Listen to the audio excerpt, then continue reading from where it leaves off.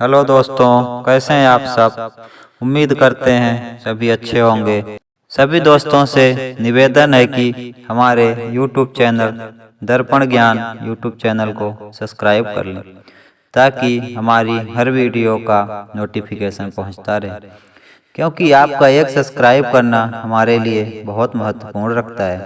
दोस्तों, हमारे YouTube channel पर प्रतिदिन एक नई ज्ञानवर्धक वीडियो जैसे धार्मिक व ज्ञानवर्धक कहानी, धार्मिक शास्त्र, पुराणों से प्रेरणा वाली संबंधित वीडियो आती है।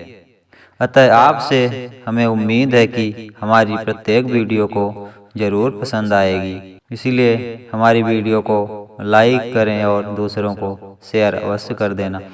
चलिए दोस्तों, आज की कहानी शुरू करते हैं।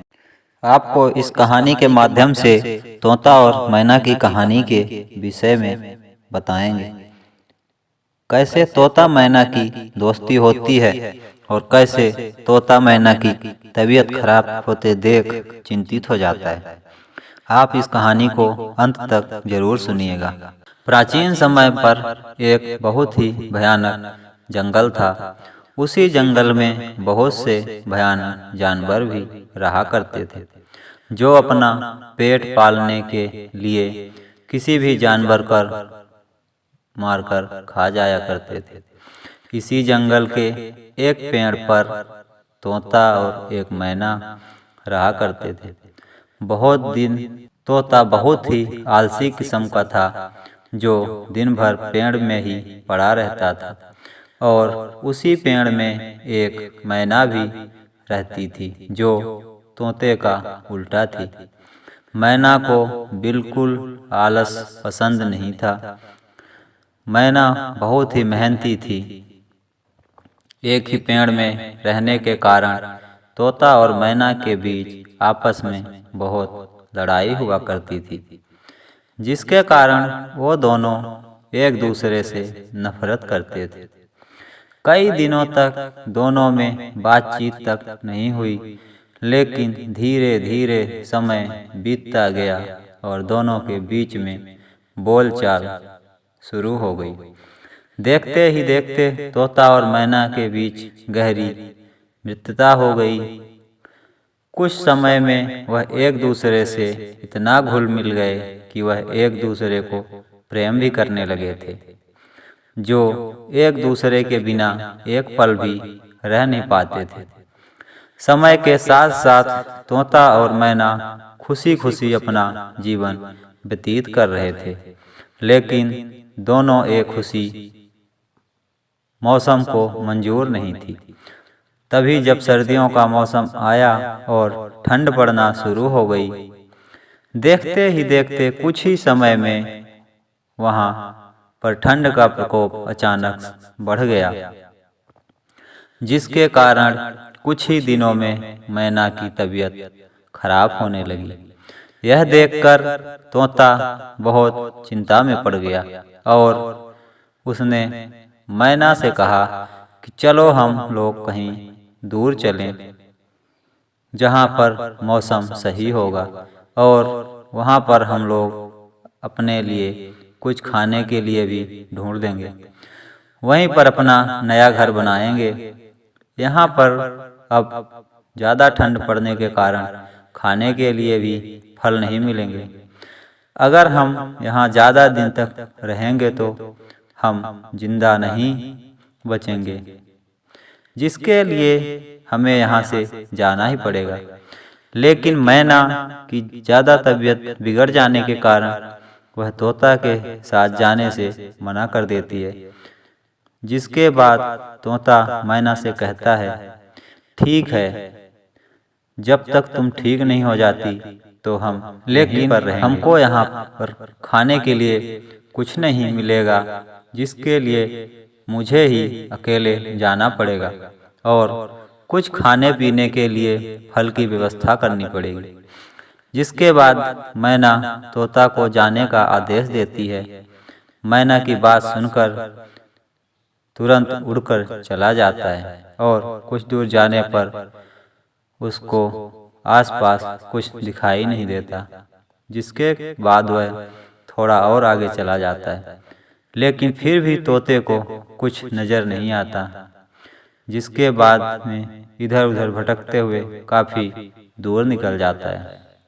इधर उधर भटकने के बाद वह एक गांव में पहुंचता है, जहां पहुंचकर वह देखता है कि यहाँ के लोगों ने बहुत सारी फलों की फसल लगा रखी थी, जिसमें बहुत सारे फल उगे हुए हैं। जिसके बाद तुरंत तोता फलों के पेड़ों पर जाकर बैठ जाता है और फल को तोड़कर खाने लगता है।